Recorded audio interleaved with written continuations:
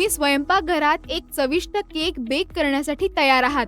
तुमच्याकडे त्यासाठी लागणारे सर्व घटक पदार्थ तयार आहेत, पण प्रत्येक पायरीवर तुम्हाला त्याच्या पाककृतीची गरज असेल. याप्रमाणेच कम्प्युटर कामं करण्यासाठी सूचनांवर अवलंबून असतो. या सूचना, ज्यांना प्रोग्राम्स असे म्हणतात, कम्प्युटरसाठी जणू रेसिपीज आहेत. विशिष्ट कामं पूर्ण करण्यासाठी कोणती कृती करावी याबद्दल स्टेप बाय स्टेप गायडन्स देतात. मग ते सॉफ्टवेअर रन करणे, डेटा प्रोसेस करणे किंवा कॅल्क्युलेशन्स करणे असो. या सूचनांशिवाय कम्प्युटरला हे प्रभावीपणे कसे करावे हे समजले नसते.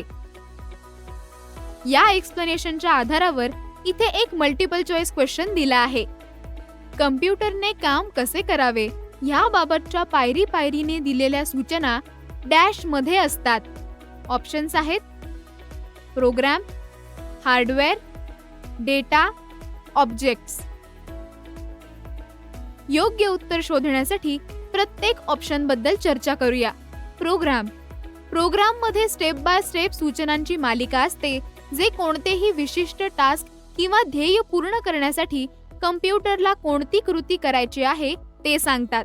हार्डवेअर प्रोग्राम सूचना देतात, तर हार्डवेअर म्हणजे कम्प्युटरचे फिजिकल कॉम्पोनंट्स जे या सूचनांना अंमलात आणतात.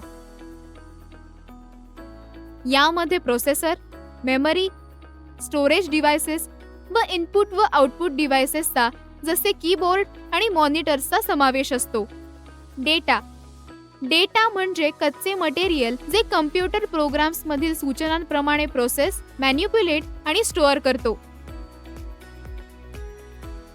हे टेक्स्ट, नंबर्स, इमेजेस, व्हिडिओज किंवा माहितीचे अन्य कोणतेही स्वरूप असू शकते ज्यावर कम्प्युटर काम करत असतो. ऑब्जेक्ट्स कम्प्युटर प्रोग्राम्स मध्ये ऑब्जेक्ट्स म्हणजे एखाद्या गोष्टीतील पात्रांप्रमाणे असतात. जसे कॅरेक्टर्सचे स्वतःचे व्यक्तिमत्व असते व ते काही गोष्टी करू शकतात, तसेच ऑब्जेक्ट्सची स्वतःची अनोखी वैशिष्ट्ये आणि ॲक्शन्स असतात. या ऑब्जेक्ट्समुळे प्रोग्राम्सना सहज समजेल अशा पद्धतीने माहिती सुव्यवस्थित करून त्यावर काम करता येते. आता या ऑप्शन्सचा विचार केल्यास बरोबर उत्तर आहे प्रोग्राम्स.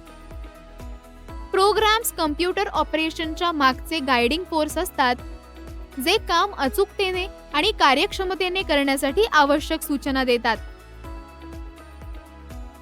मित्रांनो, तुम्ही या विषयाबद्दल तुमच्या MSCITच्या पुस्तकात शिकू शकता.